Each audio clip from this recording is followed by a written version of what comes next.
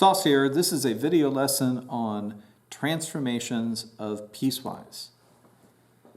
I'm going to define a piecewise function. That is a single function in more than one piece or mathematical expression. So I have the function f of x that will be the parent quadratic for values that are less than 2. And then I'll use the linear piece x plus 2 for values that are greater than or equal to 2. This is a piecewise function, 2 pieces. We have a transition at 2. It transitions from quadratic to linear. Let's take a look at the graph. I'm in the habit of graphing each piece as its own distinct complete function and then cleaning it up for these domain restrictions in the end. So I have a quadratic equation, and it's just the parent parabola. Vertex at 0.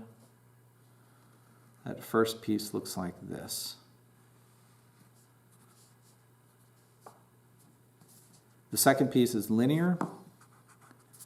It is a slope of 1 and a y-intercept of 2.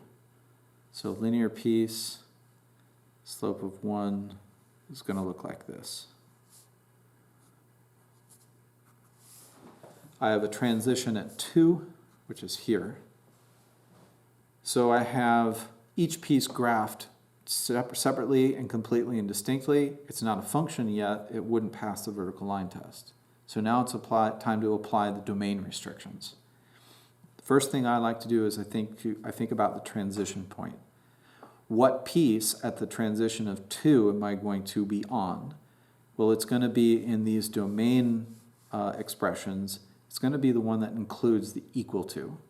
So x can be equal to 2 on the linear piece.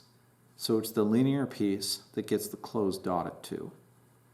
And then it's going to be linear after that, to the right of that, or for all values of x that are greater than that place. So I'm going to highlight the line to the right of 2. The quadratic piece is going to be highlighted for those values in the domain that are less than 2.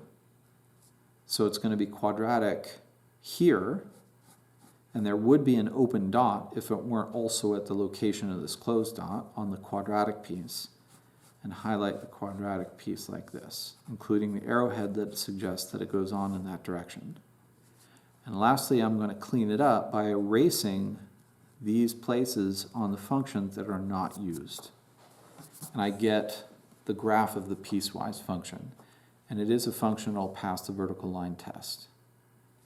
Now here's how we're going to do transformations to this piecewise.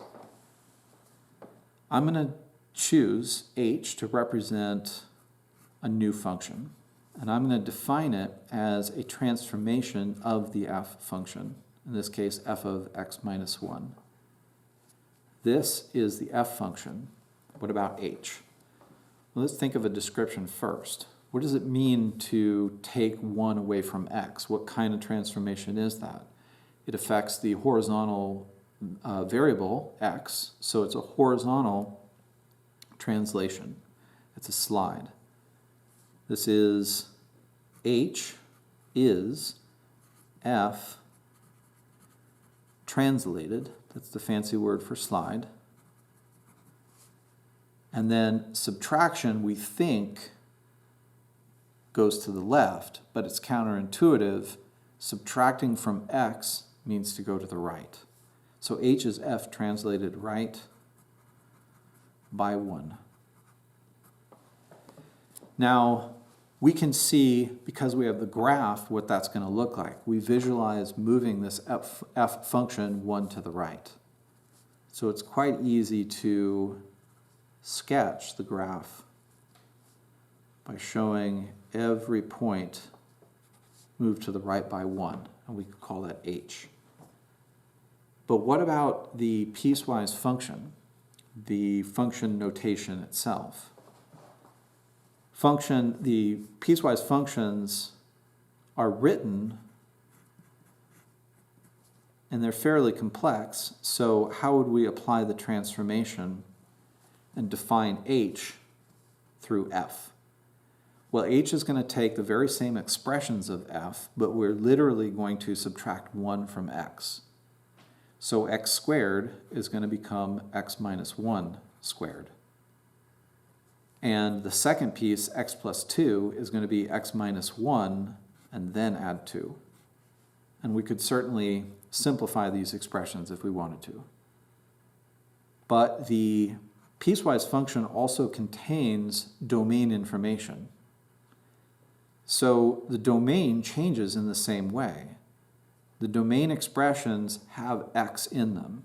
And if this transformation involves changing x, then the x in the domain expressions are going to change in the same way.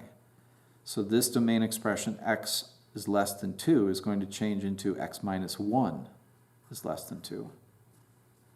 And x minus 1 is greater than or equal to 2. So we have another step to take to simplify this. So this piecewise function is going to have x minus 1 squared, and if we distribute, we could turn it into x squared minus 2x plus 1. 4, and then we solve this inequality for x by adding 1 to both sides. X is less than 3. This simplified is going to combine the negative 1 and positive 2 to be x plus 1. 4, or comma, solving this inequality for x, add 1 to both sides again, and we get x is greater than or equal to 3. So h has a different transition. We had to transform the domain information just like we transformed the function. If this domain information suggests that there is a transition at a new place 3, does that confirm with the graph? Yes, it does. When we slid the entire function over, we also slid where the transition from the parabolic piece to the linear piece happens. It happens at one place to the right, or at 3 instead of 2, and it's reflected in how we define the h function. One more example.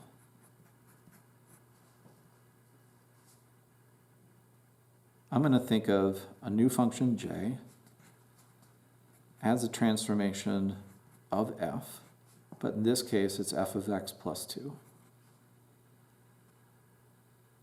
So a description of this transformation is a translation up 2. This 2 is not grouped with x because it's outside the parentheses. So it affects the vertical axis. We have a vertical effect. We go up because if we group the plus 2 on the other side of the equation with y, it would be y minus 2. And a subtraction from y is an upward movement. So we're going to visualize f moving up 2.